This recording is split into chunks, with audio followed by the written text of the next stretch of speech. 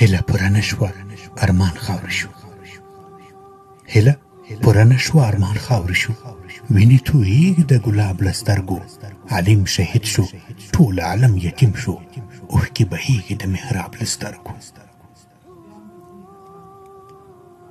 منبر سلګۍ کړي د امام په فراق. منبر سلګۍ کړي د امام په فراق. ترسکا هم چیغې کړي جماعت وژړل. د مرګ اواز یې زړه ایستونکی و ډېر. ورپسې ګرد مخلوقات وژړل.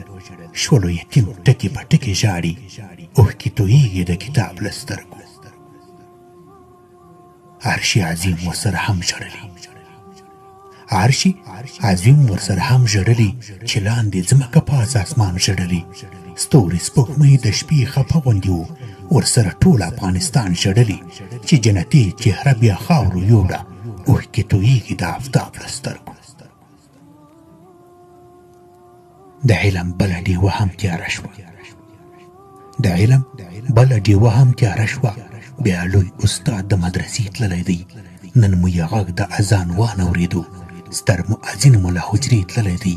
هم کتابونه یتیمان پاتې شول. اوښکې تویېږي د هر باب له سترګو. د لوی مسجد خواته ورغلې لاره. د لوی مسجد خواته ورغلې لاره.